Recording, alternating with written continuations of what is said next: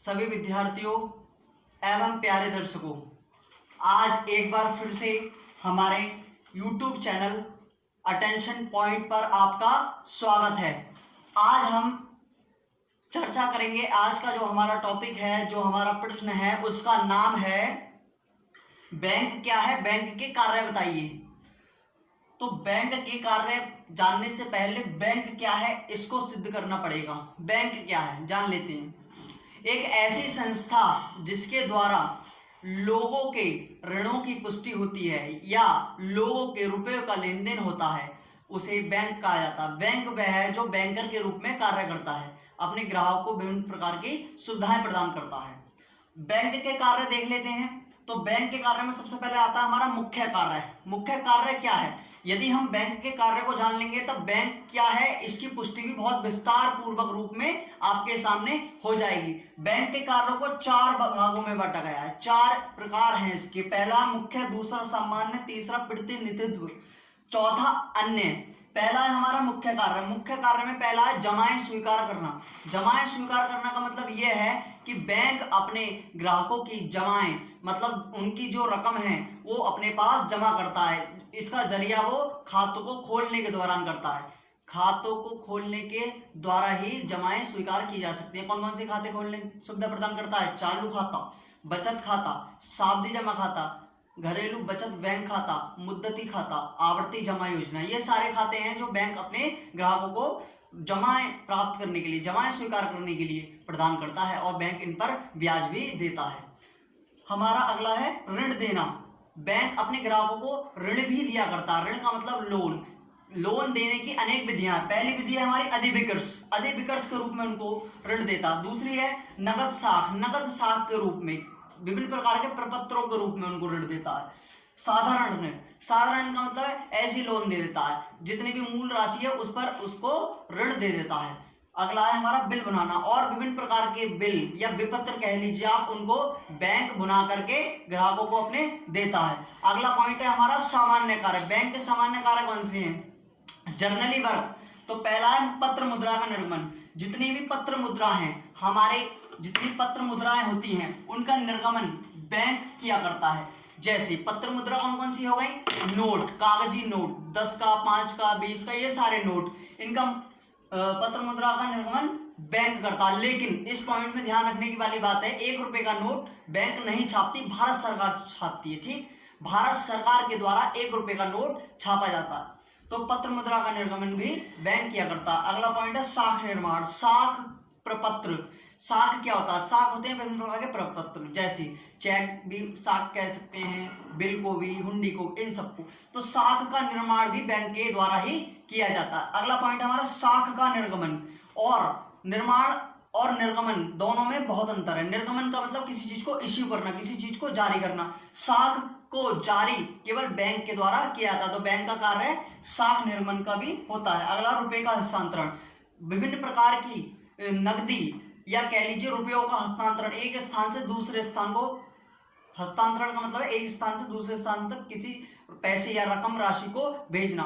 तो ये भी बैंक के द्वारा संभव है। बैंक के द्वारा हम किसी भी धनराशि का हस्तांतरण एक स्थान से दूसरे स्थान तक कर सकते हैं। अगला पॉइंट है हमारा विदेशी विनिमय का क्रय विक्रय। और जो विदेशी विनिमय है, जो हमारे फॉरेन एक्सचेंज जितने भी हैं हमारे, उनका क्रय विक्रय, सेल्स और परचेज दोनों बैंक के माध्यम से की जा सकती है। विदेशी वस्तुओं की सेवाओं का लाभ उठाने के लिए एवं उनके खरीदने बेचने के लिए बैंक इस सुविधा के रूप में कार्य करता है। अगला पॉइंट है हमारा प्रतिनिधित्व कार्य।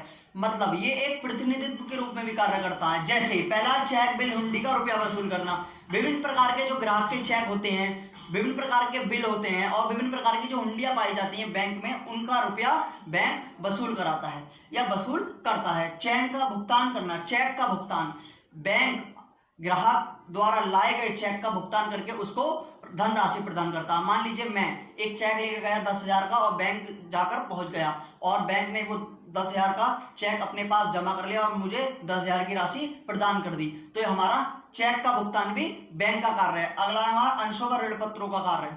विभिन्न प्रकार के अंश जिनको कहते हैं शेयर और ऋण पत्र जिनको कहते हैं डिबेंचर, दोनों का क्रय विक्रय, खरीदना और बेचना बैंक के कार्य द्वारा संभव है। बैंक यदि कार्य करेगा तभी अंशों और ऋण पत्रों का क्रय विक्रय ठीक और भली भांति प्रकार से हो पाएगा। अगला पॉइंट हमारा ब्याज व लाभांश वसूल करना और विभिन्न प्रकार के ब्याज एवं ग्राहकों से अपने लाभांश निश्चित अवधि पर निश्चित समय पर प्राप्त करना ही एक प्रतिनिधित्व के रूप में बैंक कार्य करता है। अगला हमारा बीमा किस्त चुकाना, बैंक विभिन्न प्रकार की बीमाओं की सभी प्रकार की किस्त इंस्टॉलमेंट जिनको कहते हैं उनको अदा करता है या ग्राहक के द्वारा उसको अदा करवाता है। विभिन्न प्रकार के जरिए होते हैं इसकी भी। अगला अन्य कार्य, लास्ट में जो हमारा डी कार्य है, सबसे लास्ट कार्य है अन्य कार्य। इसका पहला पॉइंट है मूल्यवान धातुओं का रखरखाव, मतलब रखरखाव का मतलब है सुरक्षा, मतलब मूल्यवान धातुएं, सोना, मूल्यवान धातुएं सोना, चांदी, हीरा, एल्युमिनियम, तांबा, तांबे की कोई चीज या सोना चांदी की कोई चीज, हीरा, ये सारी चीजें जितनी भी मूल्यवान ज्यादा कीमती चीजें हैं बैंक उनकी सेफ्टी करता है, उनका रखरखाव करता है, उनका बचाव करता है और साथ ही उनको एक स्थान से दूसरे स्थान तक पहुंचाने की सुविधा भी प्रदान करता है। तो बैंक के अन्य कार्यों में ये भी शामिल है। अगला हमारा पासपोर्ट की व्यवस्था करना, बैंक विभिन्न प्रकार के पासपोर्ट जो कि हमें एक राज्य से दूसरे राज्य में या एक देश से दूसरे देश में या किसी विषय वस्तु या किसी बहुत सारी वस्तु को दूसरे देश या दूसरे मुल्क में भेजने के लिए पासपोर्ट की आवश्यकता पड़ती है, उसकी व्यवस्था भी बैंक कराता है। सूचना व आंकड़े एकत्रित करना, विभिन्न प्रकार की सूचनाएं जो कि किसी ग्राहक के द्वारा या किसी अन्य व्यक्ति के द्वारा बैंक के पास आई हैं, प्रतिदिन ग्राहक को सूचित करना। जैसे आप जानते हैं यदि आप पैसा निकालेंगे तब भी आपके फोन पे एक एसएमएस आएगा, जमा करेंगे तब भी, तो बैंक को यही सूचित करता है, बैंक यही सूचना विभिन्न प्रकार की अपने ग्राहकों को देता है। उससे क्या होता है, बैंक की सूचनाएं ग्राहकों के द्वारा पहुंच जाती हैं। पहले उनको एकत्रित करता है, पहले अपने आप में एक एकत्रित की भावना से उसका संचय करता है, फिर ग्राहक को दे देता है। आंकड़े एकत्रित करना, आंकड़े का मतलब है विभिन्न प्रकार की जो राशि की फिगर हैं उनको भी एकत्रित करता है। अगला सरकारी कार्यों में सहायता, विभिन्न प्रकार के सरकारी कार्य जो किसी सरकार के द्वारा उनके हस्तक्षेप में किए जाते हैं, उन कार्यों में भी बैंक विभिन्न प्रकार से सहायता करता है। जैसे मान लीजिए विभिन्न प्रकार के सरकारी कार्य आए प्रतिदिन होते रहते हैं, जैसे सीवर या बहुत सी ऐसी चीजें हैं, टैंकर बनना या रोड बनना, ये सारी चीजें बैंक इस पर सरकार को लोन भी देता है। और सरकार कभी कभी बैंक की आवश्यकता के अनुसार बैंक की आवश्यकता पड़ती है उस ऋण को लेने के लिए, तो बैंक उसको ऋण प्रदान करता है। तो सरकार के लिए भी ये बहुत ही उपयोगी है। तो आज हमने आपको बैंक के सभी कार्य उनकी विस्तार पूर्वक विवेचना बताई। बैंक के कार्य वैसे तो देखा जाए तो इतने विस्तार पूर्वक हैं कि कुछ कहा ही नहीं जा सकता, तो इसलिए बैंक के कार्यों के आज हमने आपको ये जो 4 कार्य हैं, मुख्य कार्य, सामान्य कार्य, प्रतिनिधित्व कार्य, अन्य कार्य, इन सबको विषय में आपको बताया। उम्मीद है या आशा है कि आपको ये सभी बैंकों के कार्य बहुत ही अच्छे से समझ में आ गए होंगे। धन्यवाद।